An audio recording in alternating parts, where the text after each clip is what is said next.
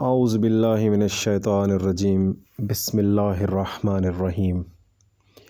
میرے تمام یوٹیوب کے ناظرین کو السلام علیکم ورحمۃ اللہ وبرکاتہ۔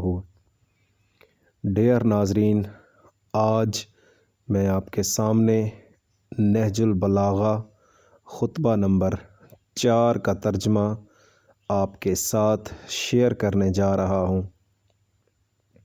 یہ خطبہ بہت ہی اہم خطبہ ہے جو مولائے کائنات نے اپنے انتہائی خوبصورت کلمات میں فرمایا اور جو فصیح ترین کلمات میں شمار ہوتا ہے۔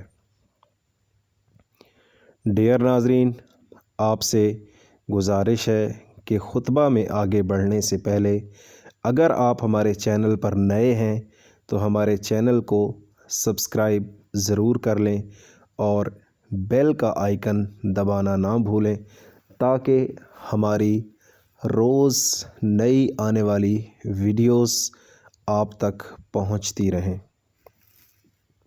جی، تو اس خطبے میں لوگوں کو نصیحت کی گئی ہے اور انہیں گمراہی سے ہدایت کے راستہ پر لایا گیا ہے۔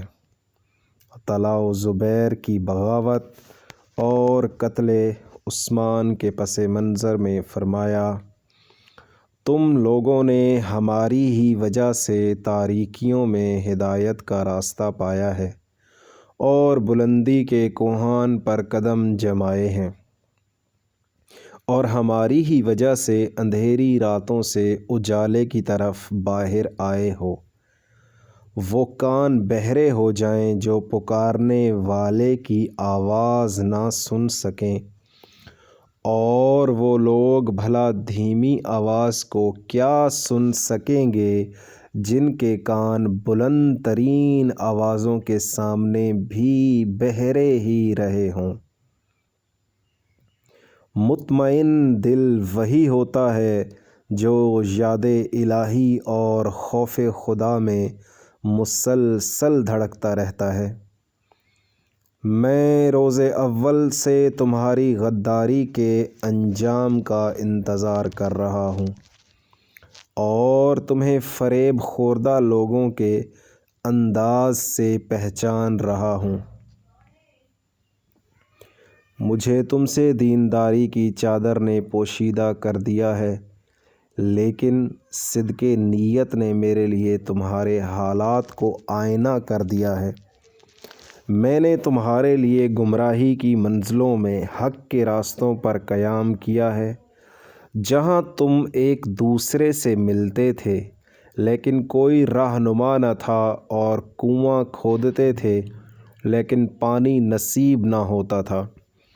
آج میں تمہارے لیے اپنی اس زبان خاموش کو گویا بنا رہا ہوں جس میں بڑی قوت بیان ہے۔ یاد رکھو کہ اس شخص کی رائے گم ہو گئی ہے جس نے مجھ سے روگردانی کی ہے۔ میں نے روز اول سے آج تک حق کے بارے میں کبھی شک نہیں کیا۔ میرا سکوت مثل موسیٰ ہے۔ موسیٰ کو اپنے نفس کے بارے میں خوف نہیں تھا، انہیں دربار فرعون میں صرف یہ خوف تھا کہ کہیں جاہل جادوگر اور گمراہ حکام عوام کی عقلوں پر غالب نہ آ جائیں۔ آج ہم سے حق و باطل کے راستہ پر آمنے سامنے ہیں، اور یاد رکھو جسے پانی پر اعتماد ہوتا ہے وہ پیاسا نہیں رہتا۔ جی، تو آج کے خطبے میں آپ کو مولائے کائنات امیر المومنین علیہ الصلوۃ والسلام کی کافی اچھی اور پیاری باتیں ملی ہیں، اور آپ نے انتہائی خوبصورت انداز سے خطبہ بیان فرمایا ہے۔ تو میری آپ سے یہی گزارش ہے کہ آپ اس کو غور سے سنا کریں، اور نہج البلاغہ کے خطبے سننے کا بہت ہی بڑا ثواب ہے۔ جزاک اللہ، شکریہ، تھینک یو۔